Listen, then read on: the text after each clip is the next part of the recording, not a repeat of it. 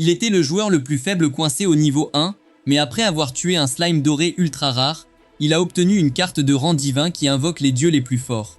Kaido est un enfant bon à rien, laid, pathétique et dégoûtant, qui rêve de devenir comme son héros, le capitaine Katsuragi. Katsuragi était un homme qui prêchait par l'exemple et était considéré comme un héros parce qu'il dirigeait des explorations de donjons. Et même s'il n'était qu'un enfant, Kaido adorait regarder Katsuragi au journal télévisé, affirmant qu'il s'aventurerait encore plus loin dans le donjon. Ce courage a fait croire à Kaido qu'un jour il pourrait devenir un héros comme Katsuragi. Depuis, il a commencé à travailler sur son rêve et a finalement réussi à entrer dans le donjon une fois arrivé au lycée. Bien qu'il n'ait aucune réelle compétence, il se dirige vers le donjon pour tuer des slimes. Mais la seule chose qu'il peut faire est d'attendre que des slimes l'attaquent pour pouvoir drainer leur point de vie avec un insecticide. Il se montre cool en posant ses bombes anti-moustiques, mais en fait, il se sent déçu de lui-même. Cela fait 2 années entières qu'il est arrivé dans le donjon, mais il n'a pas réussi à dépasser le premier étage. Et bien qu'il ait tué 999 slimes, il reste l'aventurier le moins bien classé. Il se réjouit et décide de chasser un dernier slime avant de terminer sa journée. Il se promène et trouve enfin la cible idéale pour célébrer sa 1000e compétence, un slime doré. Il sort ses bombes anti-moustiques et essaie de se faufiler sur le slime. Il essaye de pulvériser le slime, mais il esquive en sautant. Cependant, Kaido refuse de le laisser s'enfuir et utilise un insecticide plus gros pour l'abattre.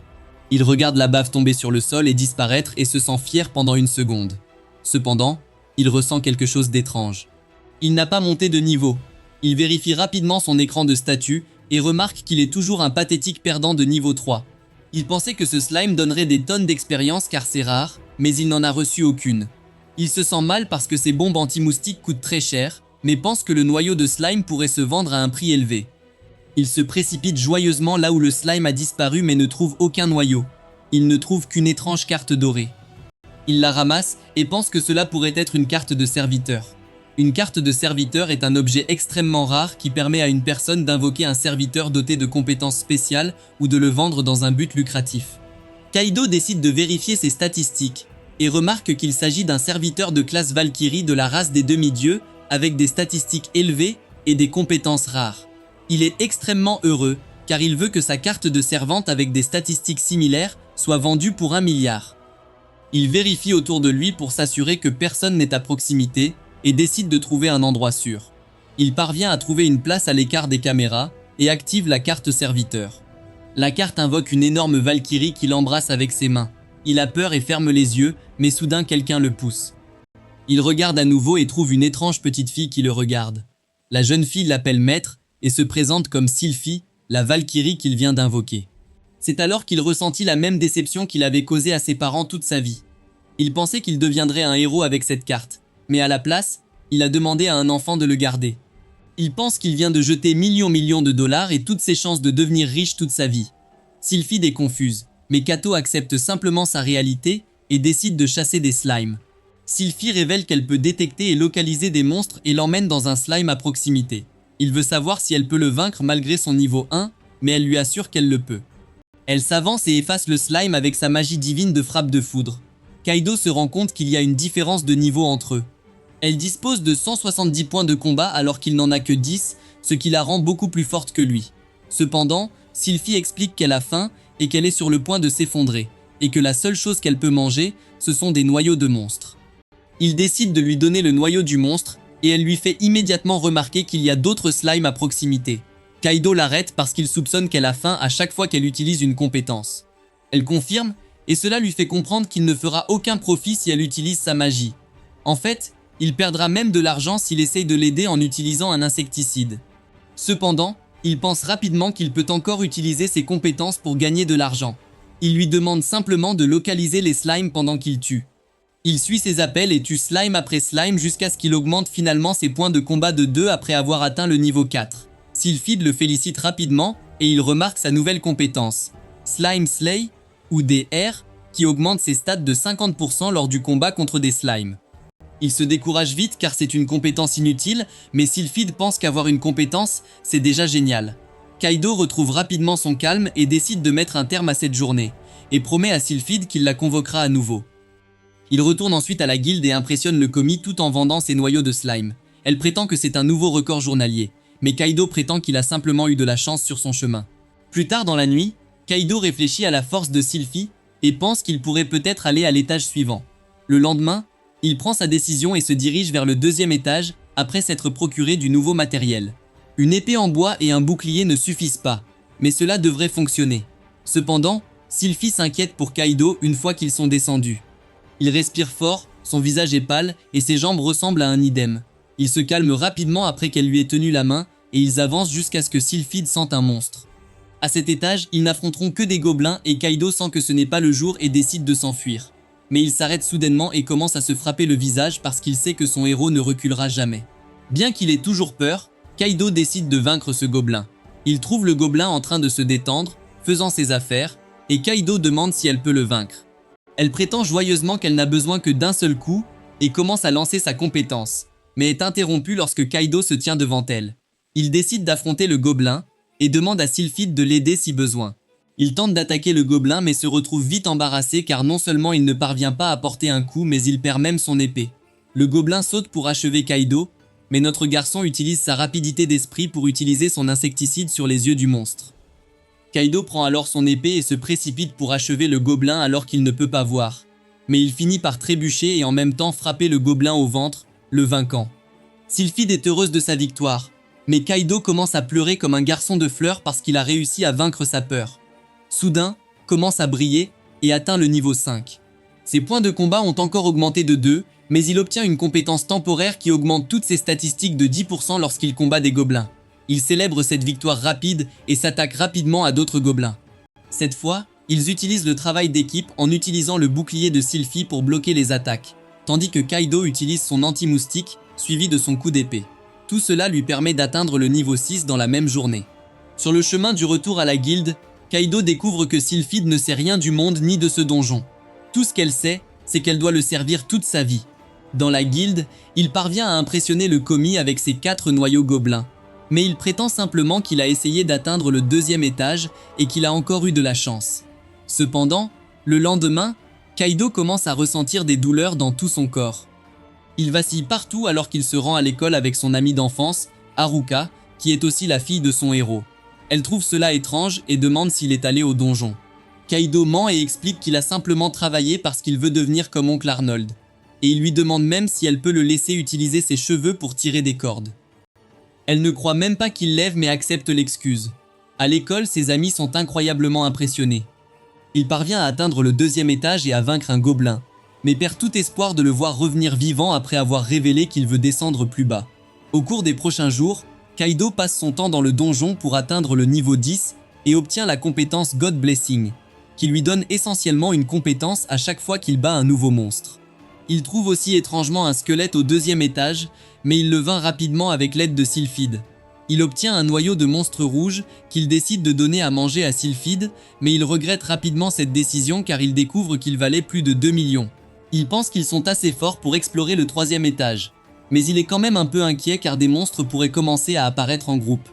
Il réfléchit un moment et prend finalement sa décision. Le lendemain, il explique à Sylphide que désormais il se battra tout seul. Elle est extrêmement inquiète parce qu'elle a peur qu'il pense qu'elle est inutile et ennuyeuse. Mais Kaido explique ses raisons. Il a l'impression de trop dépendre de son pouvoir, et c'est pourquoi il veut s'améliorer pour ne pas l'alourdir. Soudain, un gobelin sort et Kaido dit simplement « Regarde-moi ». Notre petit frère se précipite en avant et se fait tabasser. Son corps était brisé, son âme a abandonné et même son portefeuille s'est vidé après avoir acheté des pots pour guérir tout cela. Il doit réfléchir à un plan aussi vite que ses 2 cellules cérébrales le peuvent. Son objectif actuel est de se diriger vers le 3e étage et il doit d'abord se préparer. Il a besoin d'un meilleur équipement, de potions et de réserves de noyaux magiques pour que Sylphie puisse les manger. Tout cela signifie une seule chose, il doit cultiver l'étage 1. Il parvient à obtenir un sac plein de noyaux, ce qui est suffisant pour obtenir du matériel et pour que Sylphie puisse manger.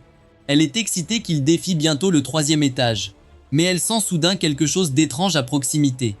Il vérifie la zone et trouve une bave argentée. Kaido pense que cela est dû à la compétence de bénédiction de Dieu et dit à Sylphide de suivre le plan typique. Il utilise son spray pour forcer le monstre dans une position où il ne peut pas esquiver sa compétence. Elle bat facilement le slime et une fois de plus, il obtient une carte de serviteur comme objet rare. Cette fois, c'est un diable de classe vicomte appelé Luceria. Elle est un peu plus faible que Sylphide, qui semble un peu inquiète.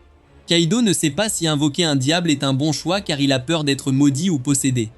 Mais au final, il a déjà un demi-dieu, alors pourquoi ne pas avoir un diable? Il décide d'invoquer Luceria, le démon, qui semble avoir du feu sur elle, mais il s'avère que c'est aussi une autre fille. Comme toujours, Kaido est d'abord confuse et se demande si elle est la nouvelle servante. Luceria le confirme mais cela choque Kaido, qui attendait le démon d'une maman treilleuse. Pour aggraver les choses, c'est une gamine avec des problèmes d'attitude qui pense que Kaido est faible et stupide comme l'enfer. Même si elle a peur des interactions sociales, tout comme vous, Sylphide pense qu'elle ne devrait pas parler ainsi à son maître. Luceria explique rapidement comment sont les démons et qu'elle ne veut pas offenser. Elle ne fait qu'énoncer des faits. Le démon se plaint alors soudainement d'avoir faim, mais Kaido refuse de lui donner quoi que ce soit car elle n'a encore rien fait. Sylphide montre alors la direction d'un slime que Luceria vint avec sa magie du feu. Kaido lui donne le noyau du monstre, mais le démon pense qu'il est un radin qui refuse de prendre soin de ses enfants. Il parvient à négocier avec elle et promet de lui donner un autre noyau si elle lui montre ses autres compétences. Cependant, Kaido et Sylphie ont peur après avoir vu la compétence faire fondre un gobelin. Il lui donne le noyau promis, et le démon se rend rapidement compte que le goût des noyaux de monstres s'améliore en fonction de la force du monstre. Elle veut se rendre rapidement au 3e étage, mais Kaido l'arrête. Il explique que les monstres apparaîtront en groupe et qu'il a besoin d'un meilleur équipement, et, d'une manière ou d'une autre, il parvient à la convaincre qu'ils atteindront le 3e étage demain. Le trio se dirige vers le 3e étage le lendemain et Kaido améliore son arme en arbalète. Ils se lancent rapidement dans la chasse et utilisent leurs compétences pour tuer des monstres comme des chiens de l'enfer et certains types de sangliers. Kaido était content car il a cependant réussi à atteindre le niveau 11. Il sentait qu'il y avait un énorme problème. Ils n'ont pas trouvé beaucoup de monstres à tuer et, pour aggraver les choses, Luceria a continué à exiger de manger plus de noyaux. Plus tard, alors qu'ils se dirigeaient vers l'école, Kaido entend des filles raconter comment elles ont réussi à atteindre le 6e étage après avoir augmenté leur groupe et pense qu'il pourrait également le faire assez tôt. Il retourne au donjon après les cours et commence à chercher plus de noyaux. Mais cette fois, il essaye de limiter l'implication de Luceria, pour ne pas avoir à lui donner plus de noyaux. Sylphie parvient à atteindre le niveau 2 et devient beaucoup plus forte. Elle montre à Kaido à quel point elle est forte maintenant, mais il y a un problème. Elle est beaucoup plus forte, mais cela signifie aussi qu'elle mangera 2 fois plus de noyaux qu'avant. Il sait qu'il finira par se retrouver ruiné à cause de ce taux. C'est pourquoi il prend à nouveau la même décision. Il a besoin de cultiver des slimes avec son insectifuge, mais Luceria s'énerve. Il les convoque et refuse de les laisser l'aider. Kaido explique qu'il est en train de devenir fauché parce qu'elle est une creuseuse de base et qu'il ne les convoque que parce qu'il lui donne de la motivation. Plus tard dans la journée, il vend 25 cœurs à la guilde, mais le vendeur est choqué. Elle ne s'attendait pas à ce qu'il apporte des noyaux de slime et mentionne qu'elle s'attendait à ce qu'il cloue le 4e étage. Il se précipite immédiatement chez lui et commence à chercher les prix des équipements pour explorer le 4e étage, mais tout est trop cher.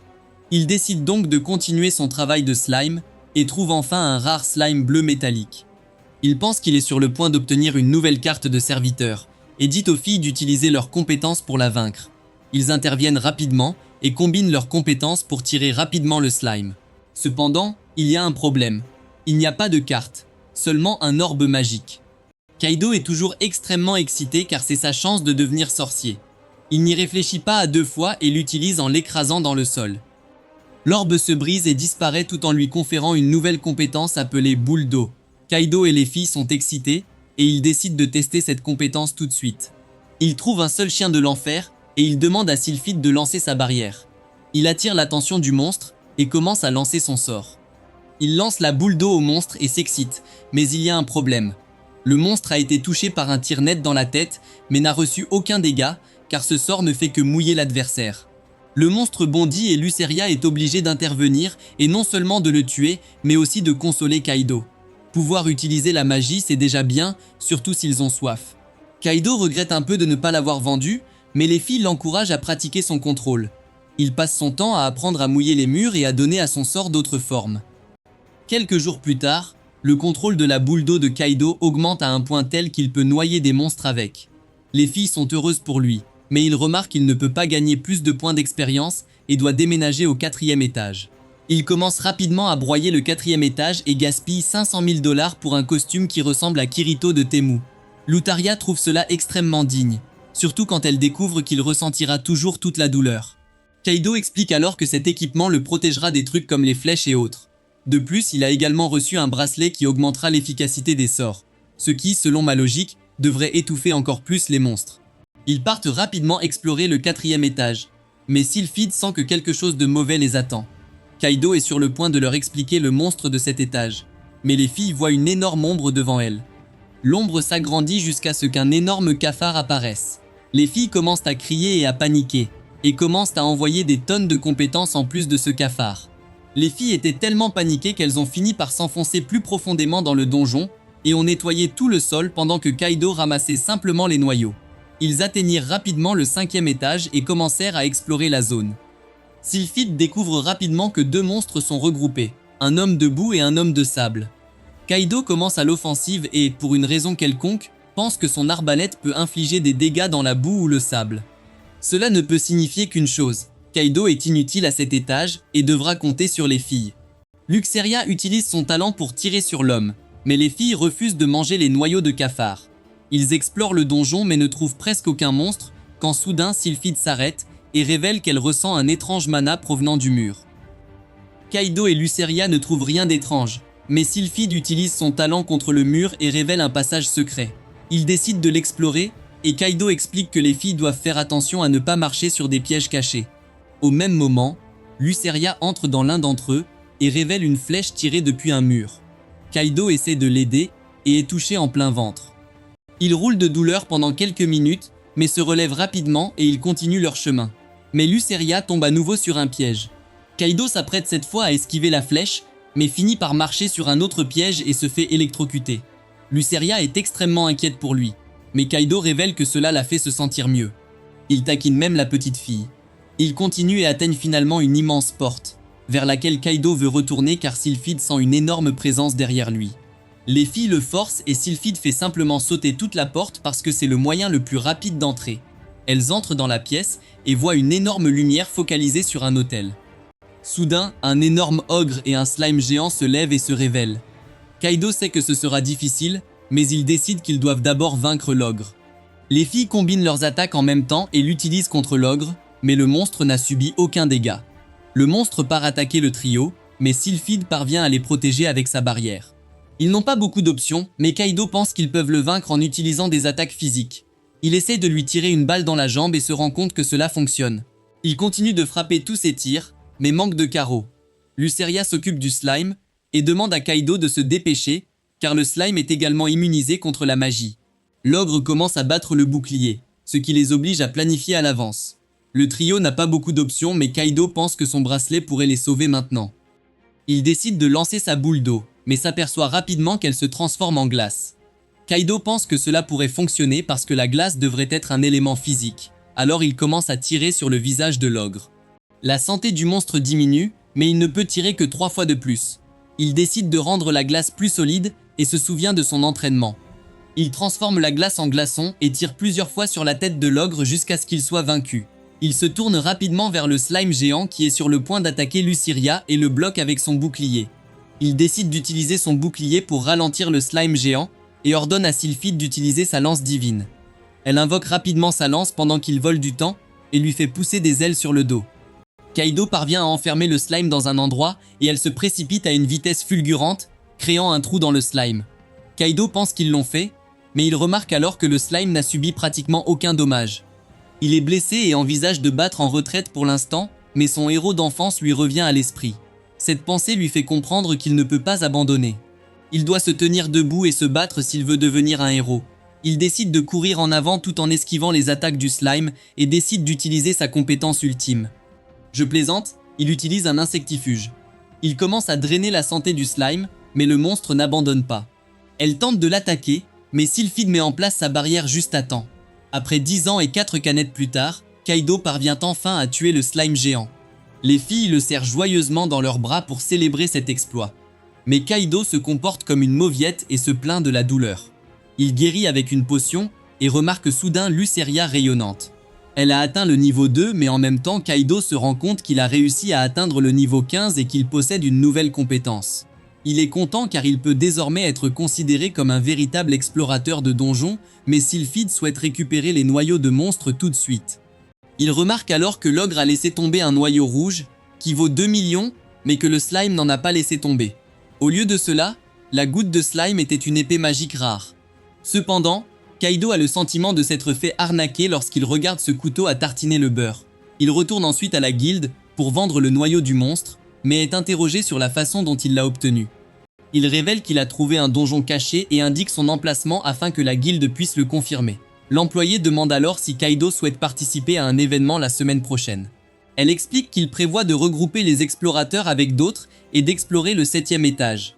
Kaido aime cette idée et se prépare pour l'événement. Le jour de l'événement, Kaido rencontre ses coéquipiers, Eiri, Miku et Hikari.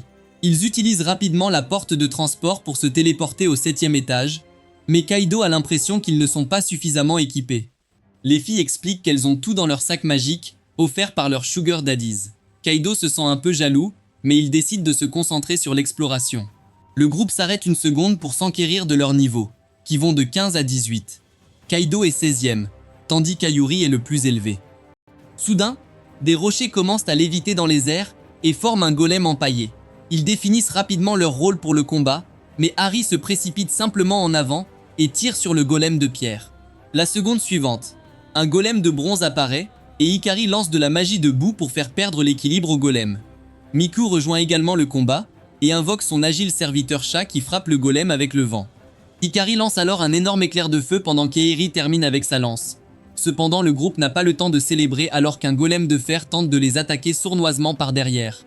Les filles essaient de s'en occuper, le golem de fer est trop dur et trop épais. Kaido pense à invoquer ses serviteurs, mais il se souvient alors de son couteau magique. Il se souvient de ses recherches et du fait qu'elles peuvent causer les dégâts qu'il imagine. Il donne rapidement des instructions aux filles. Hikari pour utiliser de la boue pour faire perdre l'équilibre au golem, et Eiri pour le distraire. Il enchaîne rapidement en se plaçant derrière le golem de fer et en le poignardant avec le couteau, tout en imaginant qu'il va se briser. Soudain, le golem se transforme en boule et disparaît. L'événement se termine bientôt et le groupe parle de son expérience tout en célébrant. Kaido découvre alors que les serviteurs ne peuvent pas être vus dans les caméras, ce qui explique pourquoi les employés de la guilde n'ont jamais posé de questions sur Sylphie ou Luceria. Eri lui demande s'il aimerait rejoindre leur groupe pendant qu'il tente d'atteindre l'étage 11 du donjon. Il hésite à l'accepter pour plusieurs raisons. Premièrement, il est encore étudiant et deuxièmement, il court partout avec ses deux petites filles mais promet de donner une réponse bientôt. Le lendemain, Kaido retourne à l'étage 7 avec ses serviteurs pour tester quelque chose de nouveau. Il lance sa boule d'eau et l'attache à son couteau de poche pour créer une épée de glace. Les filles sont choquées, non seulement parce que cela fonctionne, mais aussi parce que cela permet de tirer sur le golem de pierre. Sylphide est heureuse que Kaido devienne plus fort, mais Luceria sait que cette motivation vient de quelque chose d'autre, d'une fille. Sylphie se souvient du moment où Kaido a parlé de rejoindre un groupe et qu'ils ont décidé de l'interroger. Elle pense que Kaido pense qu'ils sont trop faibles, mais Luceria sait qu'il s'agit avant tout de leur donner des noyaux de monstres. Sylphide veut savoir pourquoi Kaido veut rejoindre la fête des filles et il explique qu'il veut devenir plus fort pour éviter d'être porté par ses serviteurs. Il promet alors qu'il continuera à les nourrir et qu'il ne fera la fête avec le groupe Ares que le week-end. Samedi prochain, le groupe se réunit et se prépare à affronter 4 golems de pierre. Kaido instruit le groupe et bat 2 golems avec sa lame de glace, tandis que les autres battent les 2 autres. Leur chasse a été plutôt fructueuse, mais ils doivent maintenant se préparer à explorer l'étage 8 le lendemain. La préparation de Kaido, cependant, consiste à acheter un gilet de sauvetage et un pistolet magique, faisant croire aux filles qu'il ne sait pas nager. Il répond simplement qu'il est prêt à tout car il y a des monstres aquatiques à cet étage et certaines zones sont inondées. Le groupe parvient rapidement à atteindre une zone inondée où ils aperçoivent un énorme dinosaure sortir de l'eau. Le dinosaure poursuit le groupe qui tente de s'enfuir, mais ses pas font tomber des pierres qui bloquent la sortie. Ils doivent maintenant riposter et Kaido donne des instructions aux filles. Hikari essaye de déséquilibrer le monstre avec sa magie. Miku utilise son invocation et Kaido essaie de tirer sur le dinosaure avec sa lame de glace, mais rien ne semble fonctionner. Le dinosaure essaie de donner un coup de tête à Kaido qui l'esquive, mais Eiri utilise ce changement pour grimper sur sa tête et le poignarder avec sa lance. Cependant, il est toujours en vie et secoue la tête pour jeter Eiri au sol. Kaido se précipite pour s'assurer qu'elle est en sécurité, mais les autres filles ont peur pour leur vie alors que le dinosaure rugit après elles. Kaido craint qu'il ne meure et décide de convoquer ses serviteurs. Les filles sont choquées de voir une énorme lumière brillante venant de Kaido qui ordonne à ses serviteurs de vaincre le monstre. Les deux filles sont heureuses qu'ils comptent sur elles et combinent leurs compétences en matière de foudre et de feu pour tirer sur cette bête. Ils sont en sécurité maintenant. Mais les membres de son groupe deviennent singes et se concentrent uniquement sur l'apparence de la fille parce qu'elle est si mignonne. Ils insistent même pour visiter les sources chaudes juste pour bavarder avec ses serviteurs pendant que Kaido est obligé de rester seul et de caresser le sien, je veux dire le serviteur de Miku, jusqu'à ce qu'ils décident de terminer leur journée. Le lendemain, Kaido enlève un slime et récupère les gouttes de cristal. Il confirme que les noyaux magiques sont désormais suffisants pour Lucilia. Lucilia ne s'inquiète pas de ça parce qu'elle est énervée qu'il les ait abandonnés la veille pour passer du temps avec Eiri. Kaido explique qu'il est seulement allé visiter son école, mais Lucilia ne sait même pas ce qu'est une école parce qu'elle n'y est pas allée. Sylphie explique que les écoles sont l'endroit où les humains vont étudier, mais elle soutient le point de vue de Lucilia. Elle reproche à Kaido de les avoir laissés si longtemps, alors Kaido essaie de les soudoyer avec 3 noyaux magiques chacun. Cependant, il aperçoit quelque chose qui brille au loin. Lucilia proteste contre sa proposition pathétique car elle a besoin de 100 noyaux magiques pour être apaisée. Kaido les informe qu'une substance visqueuse rare s'infiltre sur eux, mais ils pensent qu'il essaie de se frayer un chemin pour sortir de leur délibération. Ils exigent 200 noyaux magiques chacun, mais Kaido leur assure qu'il ne ment pas. Lucilia se retourne avec colère et brûle le slime, et ils affrontent à nouveau Kaido. Kaido propose de leur donner 10 noyaux magiques chacun, et ils acceptent à condition qu'ils ne les abandonnent plus si fréquemment. Kaido remarque la goutte des rares slimes et il la ramasse. Il l'évalue et rassemble les informations selon lesquelles ce sont des gants de raison qui accordent le pouvoir d'invisibilité au prix de MP. Il enfile les gants et les essaye, mais il ne remarque rien. Il essaye de le combiner avec son poignard et ses coups deviennent invisibles. Kaito est heureux que les gants soient utiles à quelque chose. Eiri l'appelle et elle court avec Miku et Hikari. Il les remercie de lui avoir fait visiter l'académie la veille. Il pense toujours qu'il ne remplit pas les conditions pour entrer à l'académie, il doit donc étudier davantage. Eiri propose d'étudier avec lui et de lui donner des cours particuliers. Hikari et Miku proposent également leur aide, alors Kaido décide d'amener Haruka avec eux pour leur groupe d'études. Le groupe commence son exploration du donjon, mais ils sont prudents, car c'est la première fois qu'ils explorent l'étage 9.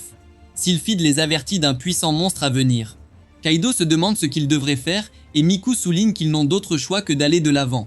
Kaido ouvre sa carte du donjon et essaie de trouver des itinéraires alternatifs, mais il n'y a aucun moyen de contourner le monstre. Lucilia propose de l'aider à vaincre le monstre si cela s'avère trop difficile à gérer. Le groupe se déplace vers l'emplacement du monstre et y jette un coup d'œil. Lucilia est surprise qu'un Orthros se trouve à l'étage supérieur. Kaido trouve également gênant qu'un monstre d'un tel niveau rôde au 9e étage. Il suggère qu'il fasse demi-tour, et Eri est d'accord avec lui, mais leur bruit alerte les Orthros. Il les charge, et Sylphide lance un bouclier pour les protéger du souffle de feu du monstre.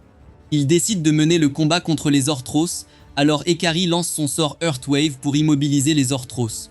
Kaido ordonne à Lucilia de lancer son sort de destruction de Hellfire, mais le monstre est immunisé contre le feu. Il répond avec son souffle de feu, mais son bouclier bloque les dégâts. Cependant, la chaleur des flammes est insupportable. Lucilia lance un autre sort, Miku ordonne à Snatch d'attaquer, mais leurs attaques font à peine des dégâts contre les Orthros. Sylphide se demande s'il a un plan, et Kato réfléchit une minute. Il court vers l'Orthos et il ordonne à Lucilia de cibler le point faible du monstre pendant qu'il lui sert d'appât. Kaido distrait le monstre et Lucilia l'attaque par le bas avec un sort de feu. Kaido se rend compte qu'ils n'ont pas assez de puissance de feu. Il ordonne à Sylphide d'utiliser son coup de foudre perçant pour briser l'armure du monstre afin que Lucilia puisse poursuivre son sort de feu. Sylphide lance son sort et Lucilia le suit immédiatement, mais cela ne suffit pas pour vaincre le monstre. Le monstre écrase presque Kaido, mais les autres fournissent un feu de couverture pour assurer sa sécurité. Kaido frappe le monstre et il tente de riposter avec son souffle de feu, mais Kaido contre-attaque avec une boule d'eau. Le monstre perd l'équilibre et le groupe se rapproche pour combattre au corps à corps. Ares tranche le monstre avec sa lance. Hikari attaque avec une boule de feu. Splash attaque avec un cri sonore. Sylphide attaque avec un autre sort de foudre. Et Lucilia attaque avec ses flammes de destruction. Il cause tellement de dégâts au monstre, et Kaito l'achève avec son coup de poignard. Il décide de faire une pause après avoir dépensé autant d'énergie, et Kaito donne à Lucilia et Sylphide des noyaux magiques pour reconstituer leur MP. Lucilia est toujours perplexe, car il n'y a aucune explication à la présence des Orthros au 9e étage. Sylphide les alerte d'une autre présence puissante dans la zone. Une voix résonne dans l'obscurité, révélant que l'Orthros n'était qu'un animal de compagnie. La source de la voix s'approche d'eux et Kaido l'identifie comme un diable. Le parti est choqué qu'un diable soit si proche de la surface. Le diable est impatient de commencer leur combat et il promet de ne laisser aucun d'entre eux s'échapper. Il attaque avec la magie noire, mais Sylphie met en place un bouclier pour bloquer l'attaque. Le diable est impressionné par la durabilité du bouclier. Il attaque avec son épée, et il est si rapide qu'ils peuvent à peine suivre ses mouvements. Mais le bouclier de Sylphie les protège à nouveau. Kaido lui ordonne de maintenir le bouclier pendant que les autres attaquent les démons. Mais leurs attaques laissent à peine une égratignure. Lucilia suggère d'utiliser le sort offensif de Sylphide, mais Kato souligne qu'ils seront anéantis si elle lâche son bouclier. Eri lui assure qu'ils iront bien sans le bouclier. Sylphide enlève le bouclier et se synchronise avec Lucilia pour attaquer le diable avec leur sort offensif, mais ils sont inefficaces contre lui. Le diable attaque Kaido, mais Eri intervient. Le diable est énervé par son interférence, alors il la repousse. Il attaque à nouveau Kaido avec son épée, mais Kaido bloque avec son poignard et brise l'épée du diable. Le diable est furieux que Kaido ait brisé la lame que l'empereur lui a offerte en cadeau.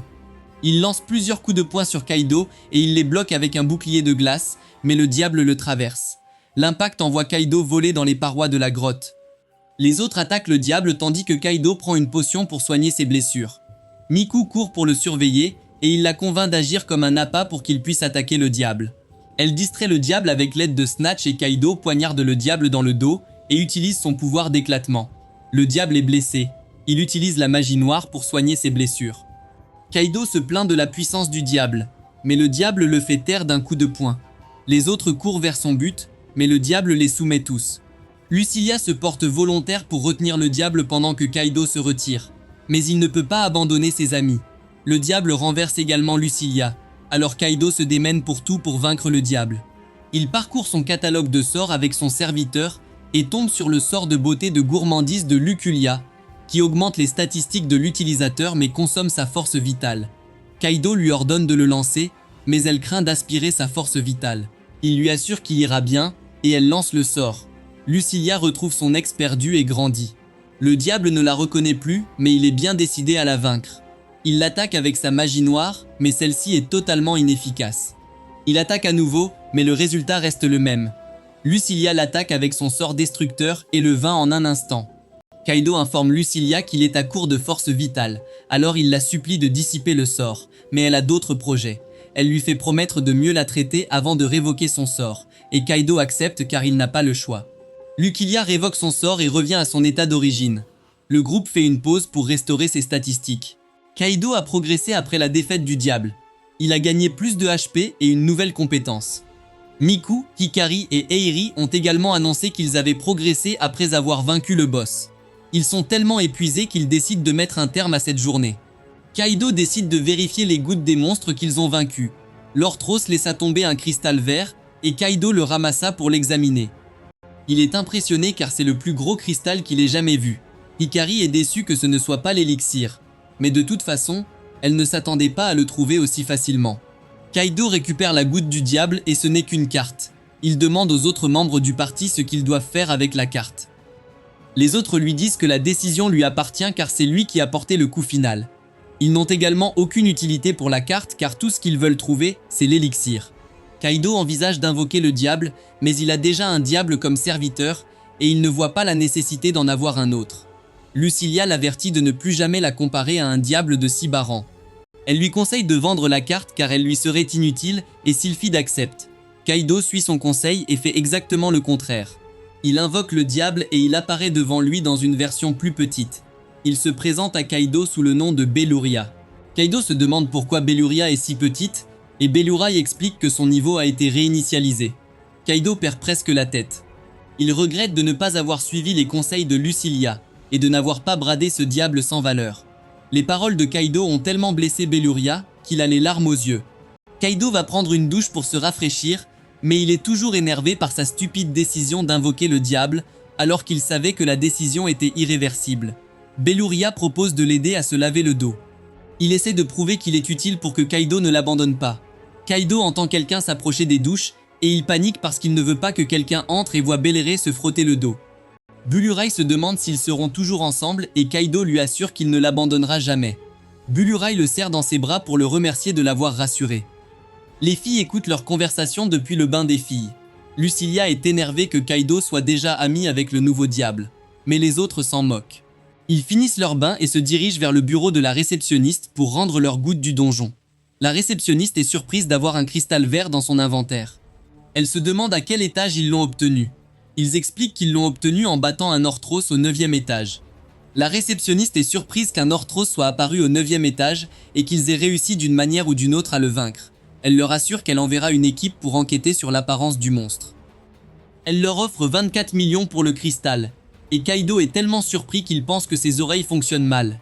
Le réceptionniste confirme s'il est bien le destinataire de la caution, mais il lui demande de la diviser en 4 pour payer les autres accompagnants. Il quitte le bureau et il offre un dessert à ses amis. Il parle des événements de la journée puis décide de rentrer chez eux. Harry souligne que des choses spéciales peuvent être attirées par Kaido parce qu'ils ont vaincu un Orthros et un diable en une journée. Kaido pense qu'elle a peut-être raison car il a maintenant 3 cartes de serviteur, mais il ne s'attarde pas trop là-dessus. Ikari a hâte de voir les nouvelles compétences de chacun pendant le week-end. Miku lui conseille de faire une pause et de ne pas trop se pousser, mais Ikari lui assure que tout ira bien. Elle ne peut pas se permettre de faire une pause car cela semble être une perte de temps.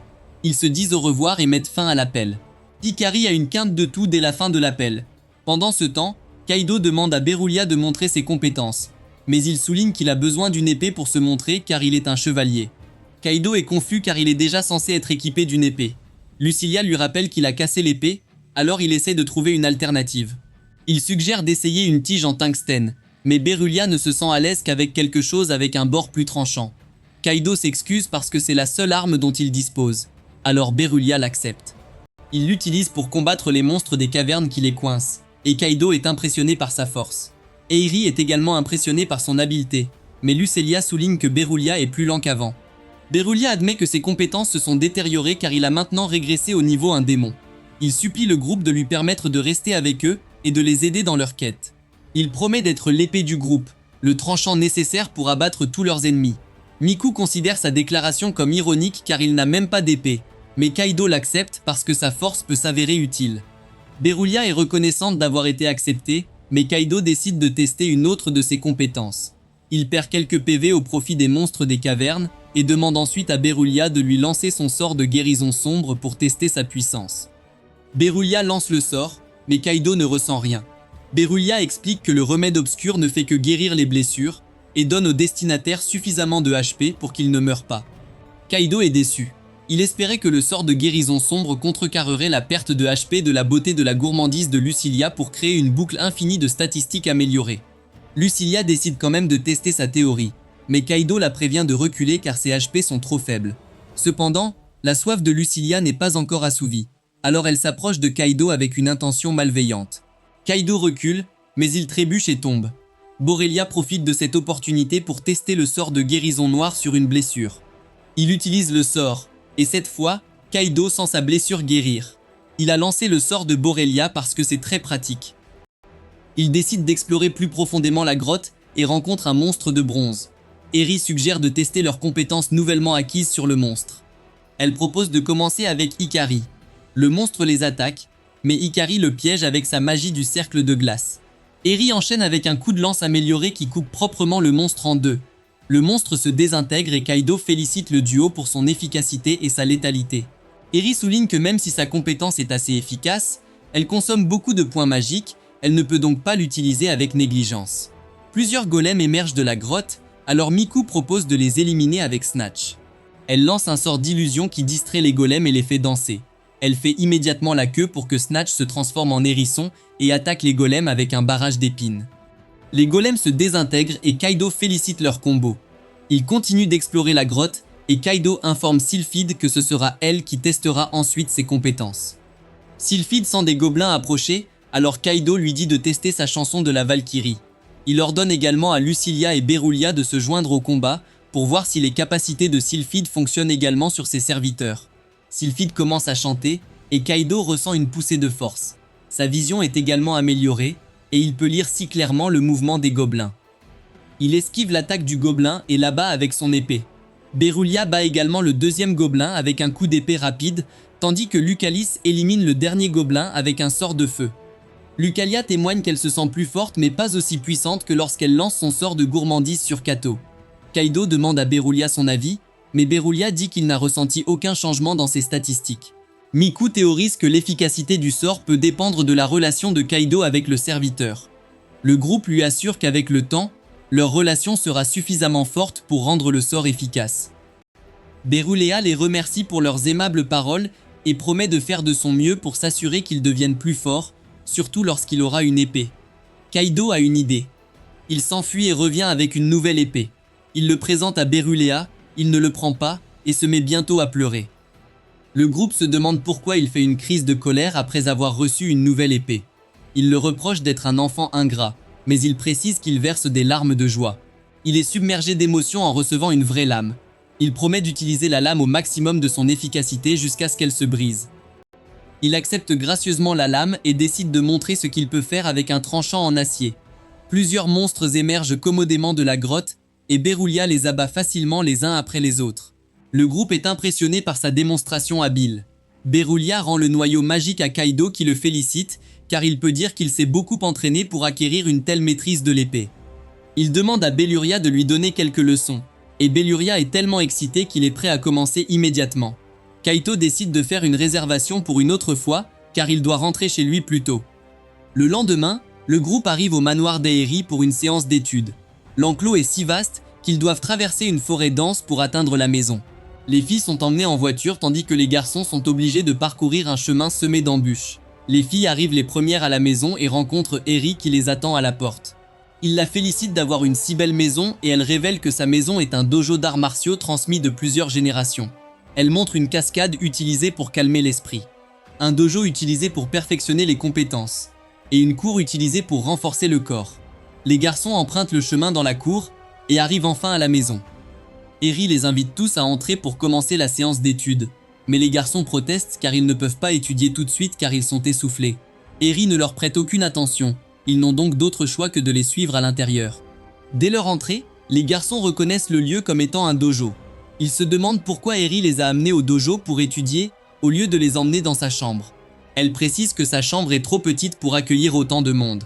Elle souligne qu'ils peuvent également pratiquer leurs mouvements d'épée et avoir un accès gratuit à la cascade depuis le dojo s'ils en ont besoin, ce qui en fait l'endroit idéal pour étudier. Tout le monde commence à choisir sa place afin de pouvoir s'asseoir près de la personne pour laquelle il a le béguin. Kaido est sur le point de s'asseoir avec Haruka, mais Eri lui a déjà réservé une place spéciale près d'elle. Kaido s'assoit avec elle à la place et Haruka est déçue. Eri demande à Kaido pourquoi il a besoin d'aide et Kaido lui demande de lui apprendre les mathématiques. Il commence par les coordonnées tandis qu'Ikari demande à Haruka de lui apprendre autre chose. Shinji propose de l'aider sur n'importe quel sujet avec lequel elle a du mal, mais Hayato l'interrompt. Il le gronde pour avoir mis Ikari dans une situation difficile. Il propose ses services à Ikari, mais Ikari les refuse tous les deux et choisit de rester avec Haruka. Kaido la félicite d'avoir fait le bon choix, mais les garçons lui mettent des mots dans la bouche, ce qui l'embarrasse. Eri se rend compte que tout semblant de paix a disparu. Elle suggère au groupe de se rafraîchir à la cascade, mais Kaido proteste contre sa décision soudaine. Cependant, tout le monde accepte d'aller à la cascade, alors Kaido cède à la pression des pairs et accepte de les accompagner. Tout le monde enfile son maillot de bain, mais l'eau est si froide que les garçons ont trop peur pour y entrer. Cependant, les filles montrent qu'elles ont des coronets plus grosses que les garçons. Ils passent sous la cascade et commencent la méditation pour vider leur esprit. Les filles terminent leur séance de méditation et sortent de la cascade. Elles se sentent tellement bien après leur séance qu'elles la recommandent aux garçons. Les garçons décident de l'essayer pour ne pas se laisser distancer par les filles. Ils passent sous la cascade et commencent leur séance de méditation. Après avoir passé toute la journée chez Eri, les garçons ont si froid qu'ils oublient tout ce qu'ils ont étudié. Pendant ce temps, les filles sont si heureuses d'avoir passé un si bon moment. Ils ont hâte d'avoir une autre séance d'études avec Eri. Le lendemain, le groupe continue son exploration du donjon, mais Lucilia leur reproche de partir en vacances alors qu'il y a encore beaucoup de travail à faire. Ikari la convainc de voir le bon côté des choses car ils ont désormais assez d'énergie pour continuer leur exploration. Miku conseille à Ikari de ralentir, mais Ikari lui dit qu'elle est sur un petit nuage ces derniers jours. Elle se sent si bien qu'elle espère devenir un héros au même titre que Kaido. Kaido entend son souhait, mais il est interrompu par Sylphide, qui l'informe que des monstres approchent. Il lui ordonne d'utiliser sa chanson de la Valkyrie pour améliorer leurs capacités. Ikari piège les monstres avec son mur de glace amélioré. Kaido ordonne à Berulea d'éliminer les hommes lézards pendant que lui et Eri éliminent les orques d'argent. Il passe immédiatement à l'action et efface les monstres. D'autres orques émergent du donjon et Hikaru lance son sort qui crée des illusions dansantes. Snatch et Eri poursuivent son attaque et éliminent les orques émergents. La chanson de Sylphie donne du pouvoir à Hikari dans la mesure où elle a le sentiment de pouvoir conquérir le monde. D'autres orques émergent du donjon, mais elle les piège facilement avec sa colonne de glace. Kaido et Berulia font équipe pour éliminer les monstres. Kaido est surpris qu'ils aient éliminé si facilement des monstres de niveau 9. Il s'attendait à ce qu'ils se battent davantage, puisqu'ils étaient allés si loin dans le donjon. Lucilia ruine son tour de victoire en lui reprochant qu'il l'empêchait de montrer ses nouvelles compétences. Elle est tellement impatiente de montrer ses nouvelles compétences qu'elle pourrait éclater d'enthousiasme. Kaido la calme et lui donne le noyau magique pour l'aider à lui voler les nerfs. Le groupe fait une pause pour se rafraîchir. Le groupe commence à se taquiner de manière ludique et Hikari est si heureux que tout le monde s'entende bien. Elle espère que son avenir sera également rempli de jours aussi heureux et sains. Ils continuent leur exploration et arrivent à l'entrée du 10e étage. Kaido demande au groupe s'il souhaite continuer à explorer la grotte et tout le monde est d'accord à l'unanimité. Hikari se sent si confiante qu'elle mène l'équipe au 10e étage, mais elle subit soudainement une crise cardiaque. Elle s'arrête net et saisit sa poitrine. Elle s'effondre au sol alors que Miku lui tend la main. Miku la prend dans ses bras mais Hikari est inconsciente et elle saigne. Miku craint que le pire soit arrivé, mais elle espère qu'Hikaru pourra tenir le coup. Hikari est emmenée à l'hôpital en urgence. Les médecins s'occupent d'elle, mais Miku refuse de la quitter. Eri essaie de la convaincre de laisser Hikari se reposer puisque les médecins leur ont assuré qu'elle irait bien, mais Miku insiste pour rester à ses côtés pendant un moment. Eri souligne que sa présence ne sera d'aucune utilité, car les médecins ont donné à Hikari des médicaments qui l'empêcheront de se réveiller pendant un moment. Miku insiste toujours pour rester parce qu'elle ne veut pas quitter Hikari. Kaido suggère d'utiliser une potion pour guérir Miku, mais Hikari s'énerve. Elle explique que les potions ne sont pas assez puissantes pour guérir les problèmes d'Hikari, car elles ne sont bonnes que pour soigner les coupures et les blessures mineures. Kaido découvre que Miku en sait plus sur l'état de Hikari qu'elle ne le laisse entendre. Il lui pose des questions mais ils sont interrompus par les parents d'Hikari qui viennent d'arriver à l'hôpital. Les parents se précipitent vers son lit alors que Miku s'excuse abondamment d'avoir permis à une telle situation difficile d'arriver à leur fille.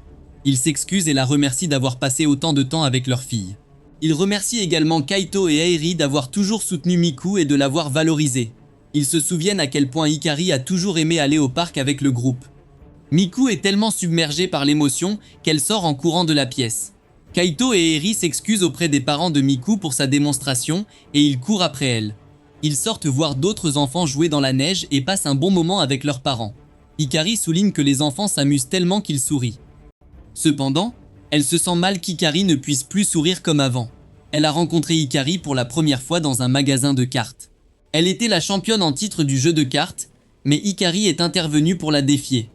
Miku s'attendait à ce que le match soit une explosion puisqu'elle avait des cartes si rares. Mais Hikari a fait correspondre ses cartes. Elle se demandait si Hikari venait d'un foyer riche, ce qui expliquerait comment elle avait obtenu les cartes rares. Bien qu'Hikari ait aussi de bonnes cartes, les cartes de Miku convenaient mieux à son style que celui d'Hikari, donc elle a fini par gagner. Elle a demandé à Hikari pourquoi elle n'avait pas obtenu de cartes qui correspondent à son style de jeu, et Hikari a expliqué qu'elle essayait seulement d'obtenir des cartes similaires au deck de Miku parce qu'elle l'aime tellement. Miku a proposé d'aider Hikari à construire un deck adapté à son style de jeu défensif. Le couple est devenu de bons amis après cette rencontre. Miku s'ennuyait tellement au magasin de cartes parce qu'elle pouvait facilement essuyer le sol avec chaque challenger qui l'approchait. Mais après avoir rencontré Hikari, elle n'a plus jamais eu le temps de s'ennuyer. Depuis ce jour, ils ont tout fait ensemble et Miku était convaincue qu'ils resteraient toujours ensemble pour toujours. Un tournoi de cartes par paire a eu lieu et ils ont décidé de s'inscrire par paire. Avant le début du tournoi, Miku a décidé de mener une étude de cas sur ses adversaires potentiels. Hikari est impressionné par la minutie de son étude, mais Miku a expliqué qu'il ne s'agissait que d'une stratégie de jeu de base. Le tournoi a commencé et les deux hommes ont facilement dominé les autres concurrents et sont devenus vainqueurs. Ils ont reçu la coupe du tournoi et Hikari l'a fièrement montrée. Elle l'a remis à Hikari pour qu'il soulève également le trophée, mais Hikari s'est soudainement effondrée. Elle a été emmenée à l'hôpital, mais alors qu'elle se rendait aux soins intensifs, Hikari s'est excusée de ne pas avoir révélé son secret à Miku. Miku lui a demandé quel était son secret, mais Hikari a perdu connaissance. Les parents de Hikari sont arrivés à l'hôpital, et Miku les a informés qu'elle était aux soins intensifs. C'est à ce moment-là que les parents de Miku ont dit à Hikari la vérité sur sa maladie.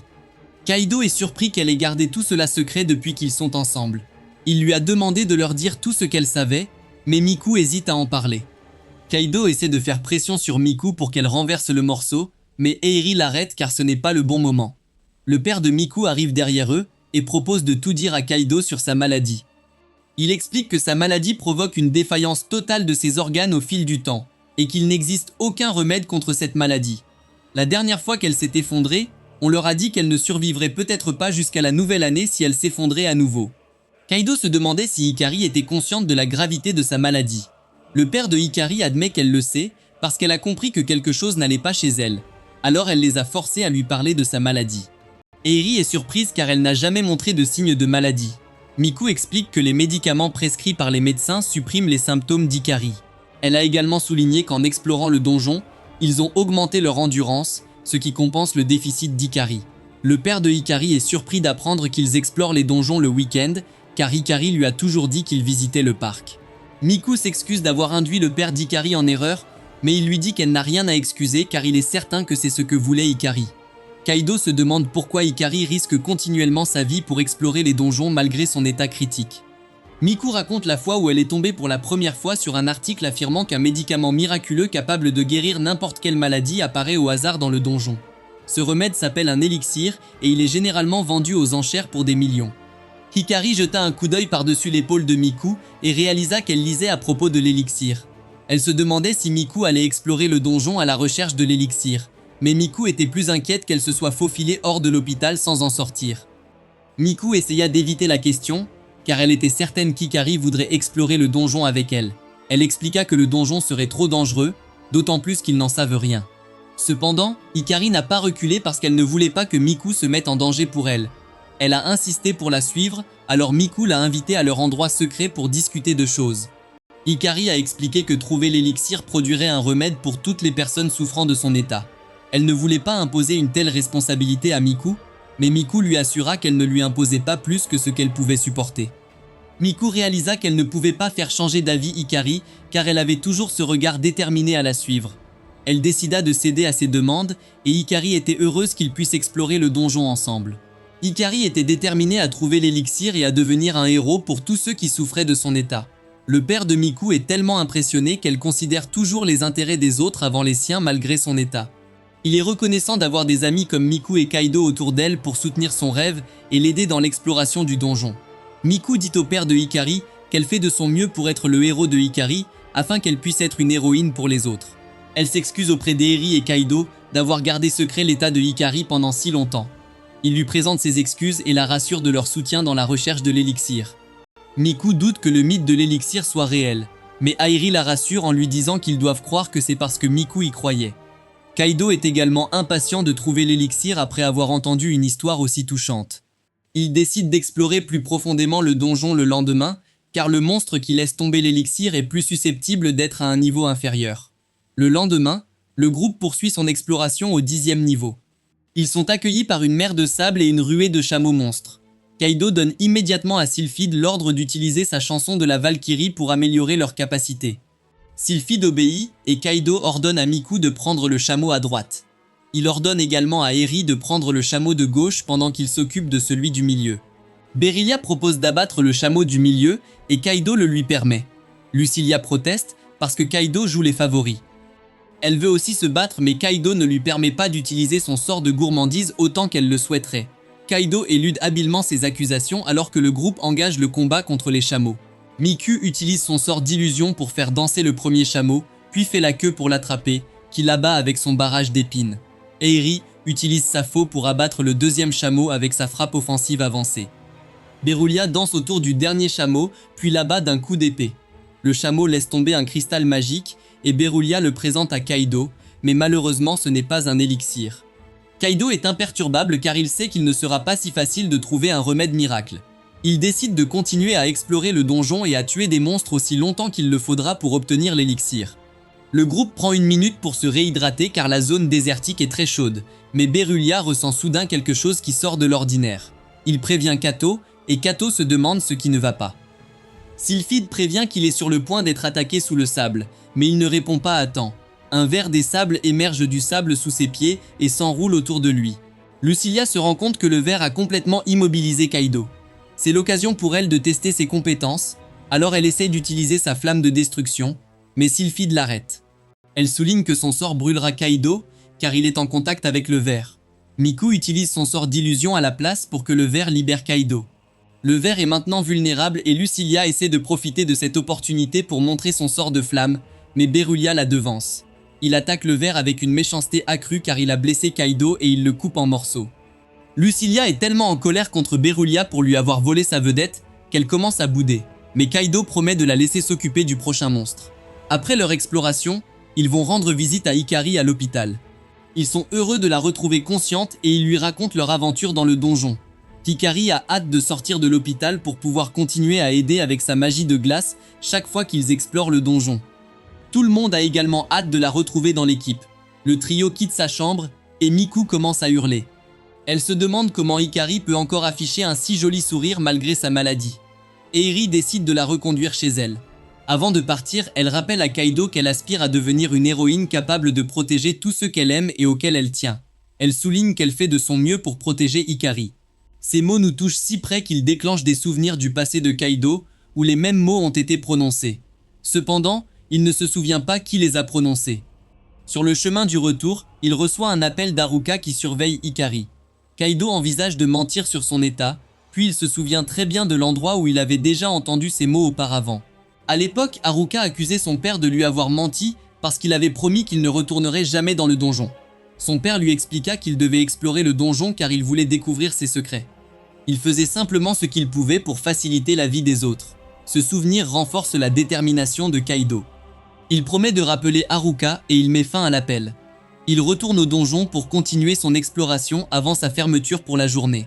Lucilia est surprise qu'il soit de retour au cachot après le départ des autres. Sylphide l'avertit de faire attention car il y a des monstres sous le sable. Un bac à sable apparaît soudainement et un énorme crabe des sables en émerge. Kaido tient bon car il est déterminé à faire de son mieux pour rendre la vie des autres plus facile. Kaido termine son exploration et commence à rentrer chez lui. Hikari jette un coup d'œil par la fenêtre et le voit par hasard rentrer chez lui épuisé. Elle se sent mal qu'il fasse autant d'efforts juste pour obtenir l'élixir. Kaido rentre à la maison et prend immédiatement un bain d'eau chaude. Il s'enfonce dans l'eau, mais sa mère est inquiète car il rentre assez tard à la maison. Elle le met en garde de ne pas se surmener au travail et il promet d'y aller lentement. Le lendemain, le professeur de Kaido donne un cours sur l'histoire de l'alunissage, mais Kaido est absent. Haruka est inquiet, mais il fait soudainement irruption dans la classe, l'air échevelé. Il s'excuse d'être arrivé en retard au cours parce qu'il a dormi tard. Son professeur souligne également qu'il s'est comporté de manière anormale récemment. Kaido promet de modifier son récent comportement. Pendant la récréation, Hayato et Shinji prennent des dispositions pour rendre visite à Hikari à l'hôpital. Ils invitent Haruka à les suivre, mais elle prend un chèque de pluie car elle ne peut pas venir. Kaido dort pendant toute cette période jusqu'au prochain cours.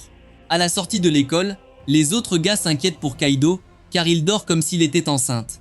Kaido explique qu'il a eu tellement sommeil ces derniers temps parce qu'il n'arrive pas à se débarrasser d'un peu de fatigue. Il leur assure qu'il va bien, mais il n'achète pas ses excuses.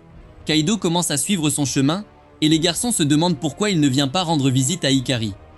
Il explique qu'il se dirige vers le donjon pour continuer à éliminer les monstres et à chercher l'élixir.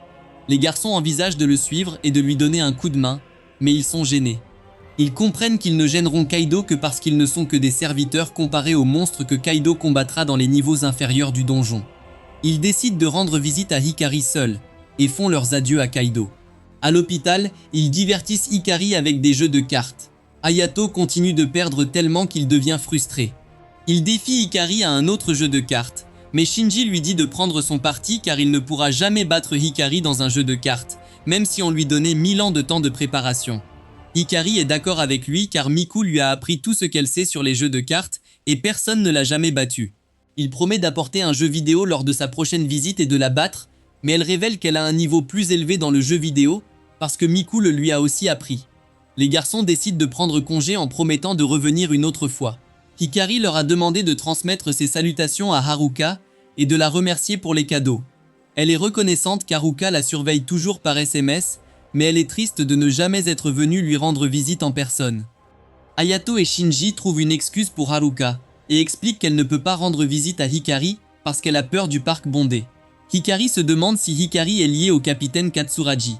Elle a lu quelques livres lors de son admission et en a découvert un publié par le capitaine Katsuragi. D'après sa photo, Hikari a remarqué certaines similitudes entre le capitaine Katsuragi et Haruka. Hayato avoue que le capitaine Katsuragi est le père de Haruka. Le capitaine Katsuragi a disparu peu de temps après avoir annoncé qu'il était arrivé au 41e étage du donjon. Hikari comprend qu'Haruka ne peut pas venir au parc, car cela déclencherait un traumatisme de son passé. Elle comprend désormais pourquoi Haruka a refusé de lui rendre visite. Elle jure d'aller mieux bientôt pour pouvoir explorer le donjon. Elle prévoit de passer le 41e étage pour pouvoir retrouver le capitaine Sumuraji, car elle est optimiste qu'il est toujours en vie. Hayato l'encourage à se rétablir le plus tôt possible, afin qu'ils puissent tous trouver le capitaine Katsuragi, et Haruka pourra visiter le parc puisqu'elle n'aura aucun traumatisme lié à cela. Pendant ce temps, Kaido explore le donjon avec Eiri, Miku et ses serviteurs.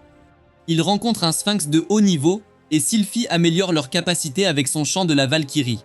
Le sphinx crache une boule de feu sur le groupe, mais Berulia la coupe en deux. Kaido donne à Lucilia la vedette pour essayer son nouveau sort. Elle lance son sort de feu de destruction sur le sphinx, mais celui-ci l'ignore. Le sphinx commence à la charger, mais Miku le frappe avec son sort d'illusion.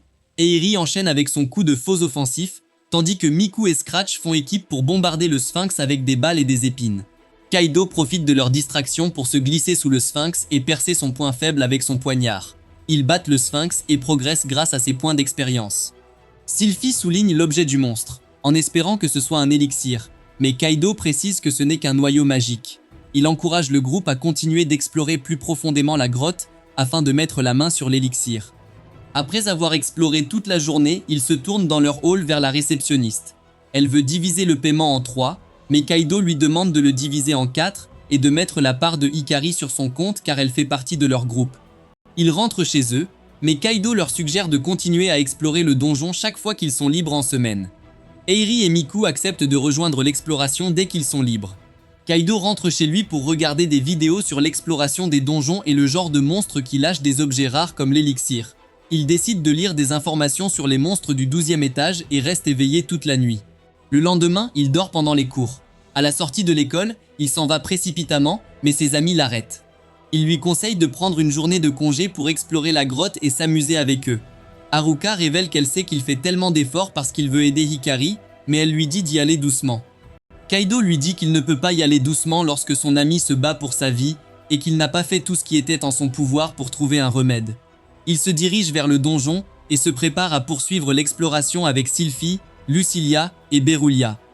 Alors qu'il s'apprête à descendre les marches, Kaido perd l'équilibre et tombe. Sylphie et Lucilia remarquent que Kaido a l'air épuisé. Berulia lui suggère de prendre un jour de congé pour récupérer et poursuivre l'exploration un autre jour. Kaido écarte leurs inquiétudes et promet de faire demi-tour si les choses deviennent trop difficiles à gérer. Il veut juste explorer le 12e étage pour être mieux préparé une fois la fête terminée. Le groupe descend les escaliers et arrive au 12e étage glacé. Sylphie ne peut détecter aucun monstre, alors Kaido suggère qu'ils explorent un peu plus loin pour voir s'ils en rencontreront. Ils avancent plus loin dans le niveau, mais ils ne peuvent même pas sentir un seul être vivant à cet étage.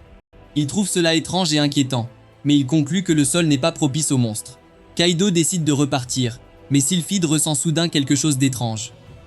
Elle prévient que quelque chose les approche rapidement, alors le groupe est prêt à se battre. Une colonie de chauves-souris surgit de l'obscurité, mais quelque chose d'énorme les suit de près. Soudain, plusieurs dizaines de porcs monstres émergent de l'obscurité et se rendent compte que les porcs sont en pleine bousculade. Sylphide suggère de battre en retraite car ils ne survivront pas s'ils affrontent de front la ruée des porcs. Elle crée un bouclier et ils essaient de s'enfuir, mais les porcs les rattrapent si vite qu'ils réalisent qu'ils ne pourront pas s'échapper. Ils n'ont d'autre choix que de se lever et de se battre. Kaido ordonne à Sylphide d'améliorer leur capacité avec son chant de la Valkyrie, et Lucilia attaque les porcs avec ses flammes de destruction. Son sort élimine la première vague de porcs mais ne fait presque rien aux porcs qui suivent. La bousculade continue, alors Kaido et Berulia se joignent au combat et éliminent les porcs au corps à corps. Sylphide se joint également et attaque les porcs avec des glaçons magiques. Ils obtiennent tellement d'expérience et de cristaux magiques en tuant les porcs qu'ils passent au niveau supérieur. Kaido est excité par cela, mais alors qu'il se retourne pour continuer le combat, il perd l'équilibre. Le cochon profite de cette occasion pour le frapper d'un tacle brutal.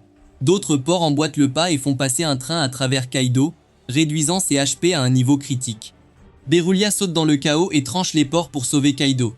Sylphide lui ordonne de porter Kaido en sécurité pendant qu'ils retiennent les porcs déchaînés.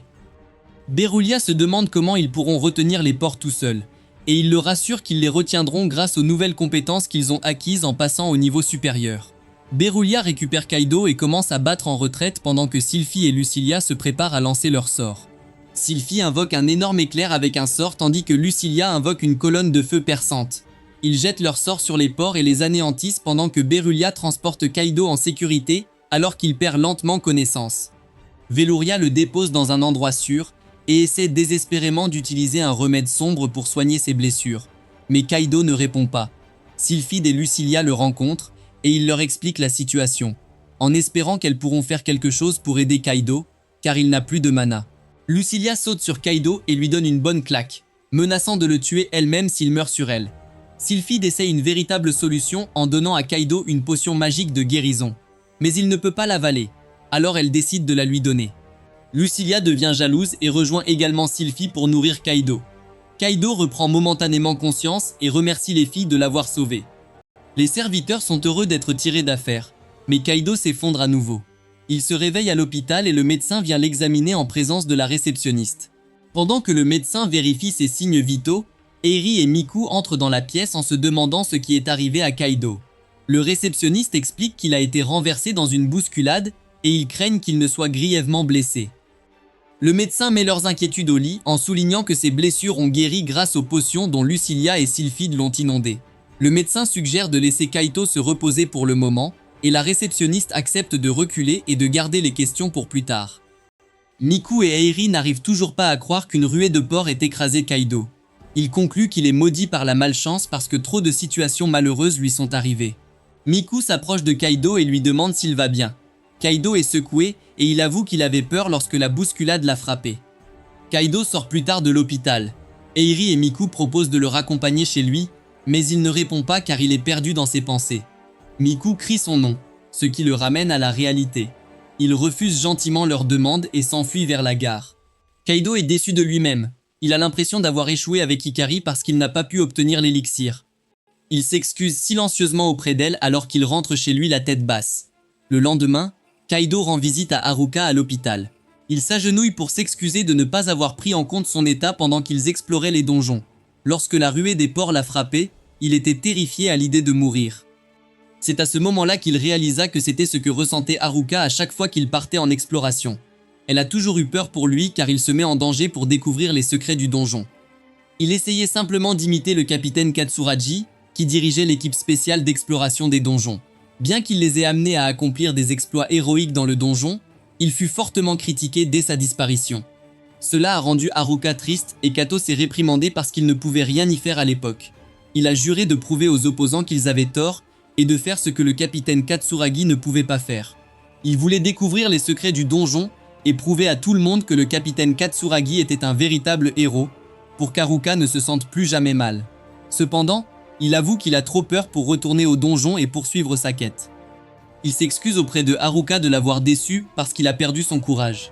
Haruka admet qu'il explorait initialement le donjon pour elle, mais précise que les choses sont différentes maintenant parce qu'il se pousse à sauver Hikari.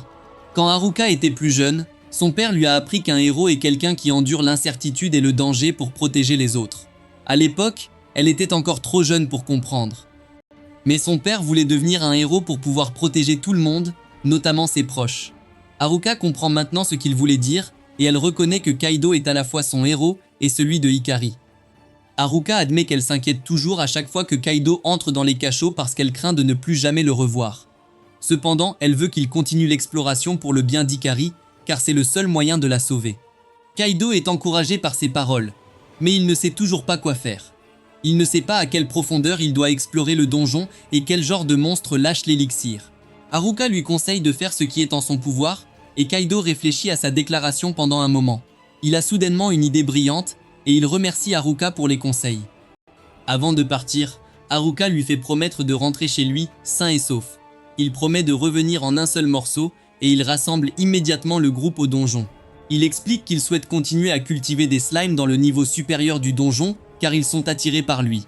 Il suppose que ce serait le moyen le plus simple d'obtenir un élixir, car il a déjà acquis des objets rares comme Lutelia et Sylphie dans les niveaux supérieurs. Miku n'est pas d'accord avec son plan parce qu'elle pense que c'était juste de la chance, mais Hari pense que Kaido a peut-être raison. Sylphide est d'accord avec Kaido. Elle souligne qu'ils se sont tous rencontrés dans le seul but de trouver l'élixir et de le mettre à la disposition de tous ceux qui en ont besoin. Elle jure de suivre Kaido aussi longtemps qu'il le faudra pour l'obtenir. Tout le monde est conquis par son argument convaincant et promet de cultiver autant de slime qu'il faudra pour obtenir l'élixir.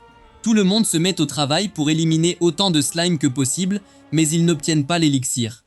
Le lendemain, Hayato et Shinji veulent contribuer aux efforts du groupe pour trouver un remède, et proposent donc d'aider à la culture du slime. Tout le monde est content d'avoir des mains supplémentaires sauf Lucilia, qui pense que les garçons viennent lui voler la vedette. Le groupe se met au travail, mais après avoir tué lentement des slimes pendant des heures, ils n'en obtiennent aucune goutte rare. Tout le monde perd lentement son enthousiasme, mais Shinji souhaite soudainement à tout le monde un joyeux Noël. Il avait oublié de présenter ses vœux de fête auparavant, alors il en a profité pour le faire. Hayato espère que le Père Noël leur offrira l'élixir comme cadeau de Noël. Kaido suggère d'organiser une fête de Noël, et Hayato est tout à fait d'accord. Manger du poulet et du gâteau tout en explorant le donjon ne semble pas si mal. Kaido souligne que la célébration ne sera pas complète sans Hikari. Miku suggère donc qu'il retourne cultiver des slimes pour pouvoir obtenir l'élixir. Soudain, Sylphide détecte une présence qu'elle n'avait jamais ressentie auparavant. Le groupe décide d'enquêter sur cette étrange créature et Sylphide leur indique la direction. Kaido passe par le coin et évalue la créature pour découvrir qu'il s'agit d'un slime arc-en-ciel. Miku crie de surprise, ce qui effraie presque la créature. Kaido la tire en arrière et l'avertit de rester silencieuse. Il conseille au groupe de procéder avec prudence, car s'ils perdent ce slime rare, ils n'en retrouveront peut-être jamais un autre semblable. Ils formulent une stratégie pour encercler le slime et bloquer toutes ses sorties, augmentant ainsi leurs chances de le capturer. Tout le monde se met en position et s'arme pour l'assaut. Sylphide commence avec son sort de foudre et Lucilia enchaîne avec son sort de destruction du feu de l'enfer. Kaido est certain que leur attaque est suffisamment mortelle pour abattre la créature, mais elle sort indemne de la poussière. La créature se précipite pour s'échapper dans le donjon, mais un membre du groupe bloque chaque sortie. Le slime est encerclé et reste donc au milieu de la fête, cherchant désespérément une issue de secours. Le groupe commence à se rapprocher prudemment, et le slime panique en réalisant ce qui est sur le point de se passer. Le groupe synchronise ses attaques et élimine le slime. Il se précipite immédiatement à l'hôpital et effectue un grand vol Hikari. Il vole son lit d'hôpital sous le regard de ses parents, sans protester car ils sont certains d'avoir de bonnes intentions pour Hikari. Cependant, le médecin n'est pas très enthousiaste car il ne veut pas perdre son permis. Il court après son patient, mais il le perd dans l'ascenseur. Ils emmènent Hikari au donjon et lui montrent la carte de serviteur que le slime a laissé tomber. La carte de serviteur est destinée à la reine Titania, une puissante servante guérisseuse. Ils émettent l'hypothèse qu'elle pourrait être capable de guérir la maladie d'Hikari, alors ils lui demandent d'invoquer Titania comme servante. Hikari hésite car elle ne veut pas recevoir une carte aussi puissante, mais ses amis lui assurent qu'elle peut l'utiliser. Même s'ils n'ont pas pu obtenir d'élixir, c'est le mieux qu'ils puissent faire, et ils espèrent que cela sera suffisant. Hikari accepte et elle prend la carte. Elle invoque Titania et un éclat de lumière rose engloutit la grotte. Titania descend et elle reconnaît Hikari comme son maître. Kaido explique à Titania qu'Hikari est malade et Miku lui demande si elle peut la guérir. Titania essaie de la guérir mais elle informe le groupe qu'elle ne peut pas. Elle explique qu'elle n'est qu'au niveau 1, donc elle n'est pas assez forte pour guérir Hikari. Lucilia se demande si elle peut au moins faire quelque chose pour guérir Hikari, mais Titania admet qu'elle ne peut pas le faire dans son état actuel. Eri lit entre les lignes et se rend compte que Titania a seulement dit qu'elle ne pouvait pas guérir Hikari, mais elle n'a jamais dit qu'elle ne pouvait pas la guérir. Elle demande à Titania si elle peut guérir suffisamment Hikari pour soulager un peu ses souffrances, et Titania admet qu'elle le peut. Sa réponse ravive l'espoir de tous. Il la supplie de se mettre immédiatement au travail et de faire ce qu'elle peut pour aider Hikari. Titania accède à leur demande et place ses paumes sur celles d'Hikari. Elle utilise son sort de guérison qui engloutit Hikari dans une lumière rose. Au bout d'un moment, la lumière s'estompe et Hikari perd momentanément connaissance. Le groupe est inquiet du résultat du sort car il sera tenu responsable en cas de problème. Ils appellent Hikari, mais elle ne répond pas. Au bout d'un moment, elle ouvre les yeux et le groupe se demande si elle va bien. Hikari sort du lit et admet qu'elle se sent mieux. Mais elle se retourne joyeusement et remercie Miku de lui avoir offert le meilleur cadeau de Noël qu'elle puisse jamais demander. Miku la serre joyeusement dans ses bras car elle ne l'a pas vue aussi heureuse depuis si longtemps. Hikari reconnaît Miku comme son héros, et Miku la remercie de l'avoir trouvé digne d'être qualifiée de héros. Hikari reconnaît également toutes les autres personnes présentes comme son héros, car elle sait qu'elles ont déployé tant d'efforts pour trouver un remède pour elle. Elle remercie également Titania de l'avoir suffisamment guérie pour qu'elle puisse se tenir debout sans soutien. Elle est fière d'être le maître d'un guérisseur aussi puissant. Titania est reconnaissante des éloges d'Hikari, et elle espère faire plus pour elle à l'avenir alors qu'ils poursuivent leur exploration du donjon. Le groupe quitte le donjon et chacun se sépare. Kaido rencontre Haruka et lui transmet la bonne nouvelle. Haruka est ravi d'apprendre que l'état de Hikari n'est plus aussi chronique qu'avant. Kaido souligne que l'effet curatif de Titania ne durera qu'1 an, ils doivent donc encore trouver une solution plus permanente au problème de Hikari.